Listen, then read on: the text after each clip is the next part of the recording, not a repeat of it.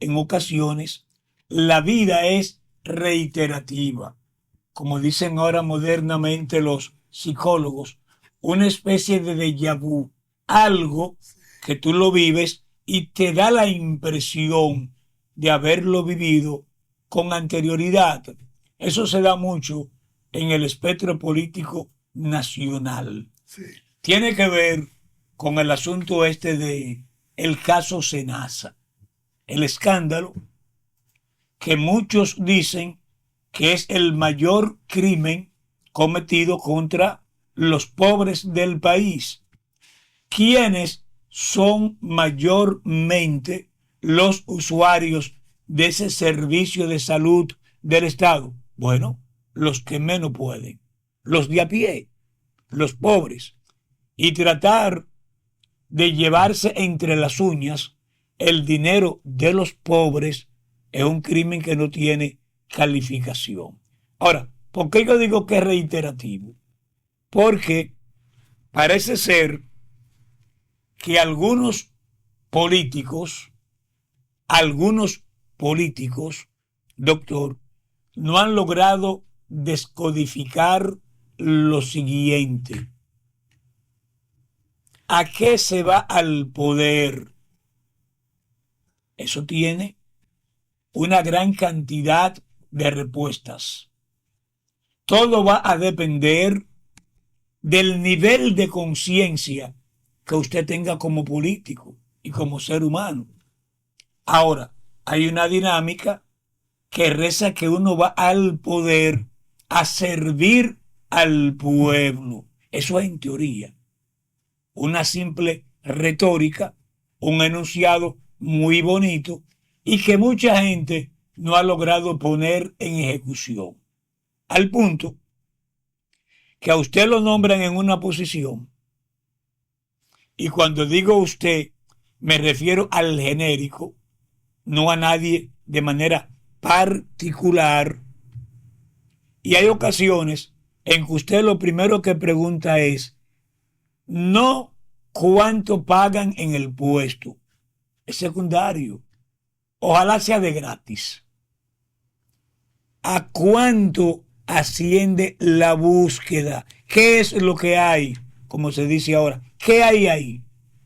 Ese qué hay ahí es la intención previa del que fue nombrado de coger lo que no es suyo.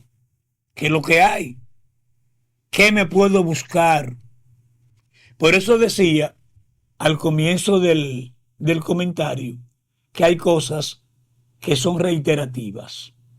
Por ejemplo, en el gobierno de Jorge Blanco y el PRD, ya para la época, en mi caso muy particular, estaba vinculado al mundo político del país, haciendo vida ideológica en la llamada izquierda revolucionaria, una vida muy agitada en el plano ideológico y en el plano del comportamiento social.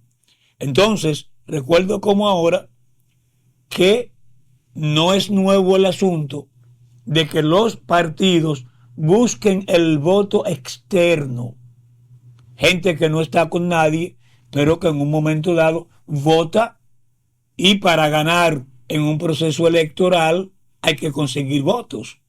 Bueno, quienes organizaron a Jorge Blanco lo entendieron así. Es necesario capturar el voto externo.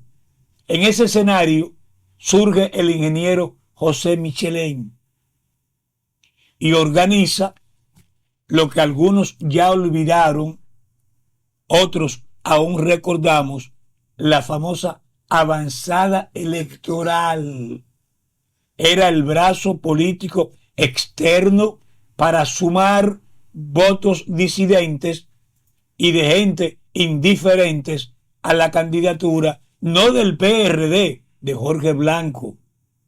Y esa avanzada electoral logró mantener presencia a nivel nacional.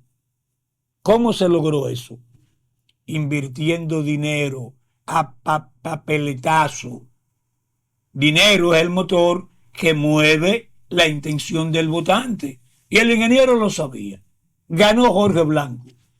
Nombraron al ingeniero Michelén en Inespre, una institución sólida en el plano económico que venía de los gobiernos de Balaguer y que tenía un rol táctico y psicológico para equilibrar lo que era la economía popular de la gente pobre que consume.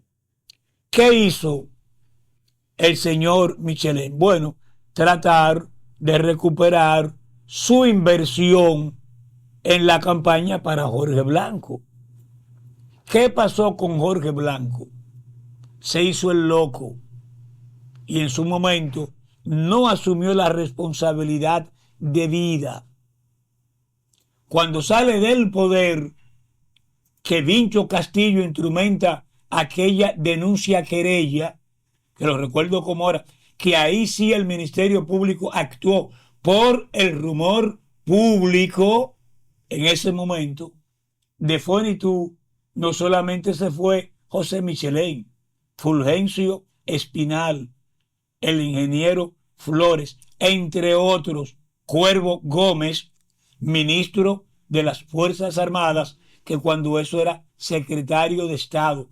En fin, Balaguer le metió una pasta de jabón al sancocho de Jorge Blanco fuera del poder y cayeron presos algunos. Otros se fueron del país, como el ingeniero en cuestión, que todavía no se sabe. En conclusión, yo quise hacer este paralelo para llegar al caso Senasa y la actitud del presidente Luis Abinader. Usted podrá, en este caso, decir todo lo que usted quiera de quienes se llevaron los recursos, que son ladrones o que son ladrones en grado superlativo, ladronazos. Sí, dígalo. Y hay que esperar que la justicia no aplique todo el peso de la ley, no, que aplique lo que dice la ley. Porque aquí no es cuestión de peso, de que pesa más o pesa menos en función del acusado, no. Es que hay un elemento legal que tipifica determinada acción delictuosa y tiene una consecuencia legal, no importa el que sea que comete el error. Pero el presidente ha dicho que él tiene amigos, no cómplices. Y de hecho, aquellos amigos que cometieron las indelicadezas tienen un serio problema en la justicia. Yo lo voy a dejar hasta aquí para que el doctor entonces las implicaciones legales. Doctor. Miren, tiene mucha razón Luis Eduardo Frías al hacer ese recuento. Lo único que yo quiero decirle en un aspecto antes de hablar del caso Senasa es que todo el mundo sabe que cuando a Salvador Jorge Blanco le hicieron ese entramado, los vinchos lo hicieron por resentimiento, en complicidad con el doctor Joaquín Balaguer. ¿Por qué? Muy fácil. Joaquín Balaguer le temía a un gobierno incuestionable del hombre que había producido la amnistía nacional con relación a los presos políticos y políticos presos. Entonces, los vinchos que venían de participar en el adefesio jurídico más barato que haya tenido este país, que fue el robo o el intento de robo de la voluntad popular en el año 1978, y más aún, el robo del Senado y la justicia que se produjo, no sé si te recuerda, don Luis Eduardo Frías, cuando se robaron la senaduría de Bauruco, que le correspondía al señor Néstor Matos, era mi pariente, y otros cargos legislativos, para evitar que los reformistas fueran enjuiciados, tal y como ellos hicieron con la gente de Salvador López Blanco, que a usted se le olvidó mencionar al ingeniero Rafael Flores Estrella, a Ángeles Suárez, porque fue un entramado que se hizo con el fin de hacer daño. Ahora, ¿qué le faltó a Salvador López Blanco? Le faltó que él prefirió a Balaguer en el 86, cuando la Iglesia Católica le robó las elecciones a Jacobo Magluta, que todo el mundo lo sabe, que no es un secreto. Entonces, y lo voy a repetir otra vez porque en una ocasión se lo dije, yo recuerdo que estando nosotros, porque yo estaba ahí, no en la reunión, pero sentado en un lugar aparte, el día que los compañeros del partido, Atuay de Camps, Fulgencio Espinal, Teodoro Jiménez Ortiz, Flores Estrella y un grupo le estaban reclamando a Salvador que por qué él permitió que le robaran las elecciones a Jacobo Magluta. Y el presidente, muy eufórico, recuerdo yo ver la cara de doña Cela sentada en una mecedora, le contestó a todos ellos que las lágrimas eran lágrimas e iban al mar. Entonces, ¿qué yo le quiero decir a usted? Creo yo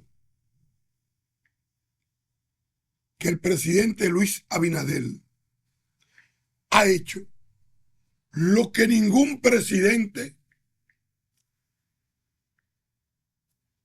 ha realizado en República Dominicana. ¿Cuál? Se despojó del poder del Ministerio Público, sacrificó a todos sus abogados y le dejó el Ministerio Público al PLD y a la Fuerza del Pueblo. Pero hoy vemos nosotros, y hay que felicitar primero a doña Miriam Germán Brito, después a Jenny Berenice Reynoso y al doctor Camacho, porque a pesar del bloqueo que le han hecho los abogados de los poderosos, los abogados de los ricos, porque aquí hay un problema, es una lucha de clase. Y eso que han hecho ellos para impedir que se emitan sentencias a tiempo en los tribunales, y hay casos que han sobrepasado el tiempo en los tribunales, porque los incidentes que han planteado esos abogados pertenecientes a las 26 familias que existían anteriormente, ahora hay 28, para que se haga justicia. Pero el presidente se ha mantenido, el Luis Eduardo Frías. Y yo quiero preguntarle a ustedes que me digan si el doctor Leonel Fernández Reina, que hoy es candidato de la Fuerza del Pueblo, tiene moral para hablar de corrupción en este país, cuando no sometió un solo caso en su gobierno. Y eran ladrones, porque están ahí las pruebas. Están ahí. Oh, y lo que hizo la Suprema Corte de Justicia morada con Félix Bautista no es un ejemplo de eso. Y lo que le dijo Félix Bautista al doctor Francisco Domínguez Brito no es un ejemplo de eso. Mira tú, buena mierda, aquí fui yo que te nombré, yo fui que te ayudé.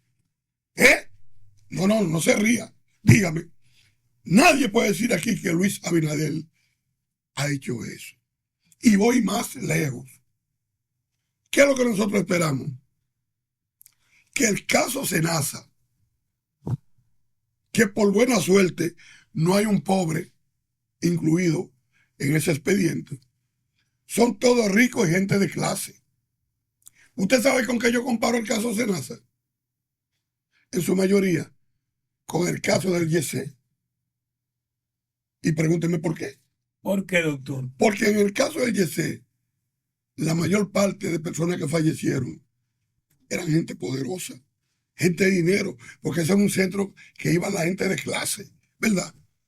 Aquí en el caso Senasa, los que están sometidos son gente de clase. Y me da pena cuando veo a un comunicador apellido igual que de uno de los imputados, acabando con el presidente. Él debe callarse la boca porque él sabe que él también tiene su colita. Tiene su colita. Y ese es tu primo. No es primo mío. Tú oye. Y Luis Abinader no es como lo que tú dijiste. Usted me quería oír hablando. Hablaste que el narcotráfico ganó en el 20 y que ahora en el 2024 ganó el caso Senasa. No, cállate la boca, que tú no puedes hablar, porque tú has bailado en todas las cosas negativas que se han hecho en este país, porque tú eres uno de los más favorecidos publicitariamente de muchas cosas. Lo que pasa es que aquí hay gente que no soportan que una Toyota, como decían ellos, una Toyota, como le decían ellos a Luis Abinader, le haya dado cátedra de honestidad.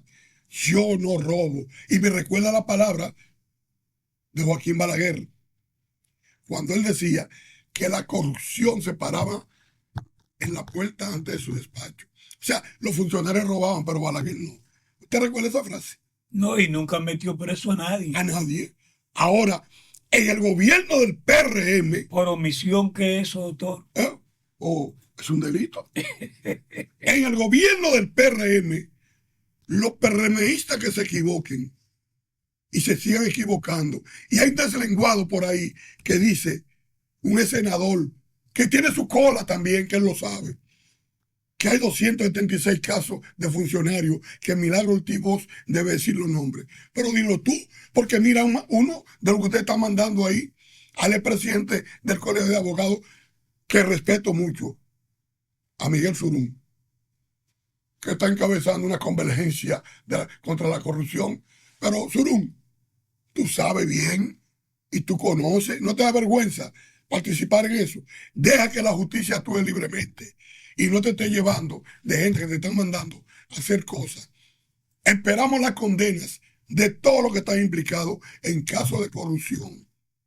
De todos. Ahora, aquí hay abogados de primera categoría, que son los abogados de los ladrones, de segunda categoría, que están por lo menos defendiendo otra cosa, y de tercera categoría. ¿Oíste, Valentín Medrano? A ti, que manifestaste esa palabra. Aquí hay abogados, y los abogados que son de la tercera categoría se respetan más que los que son de primera y segunda categoría.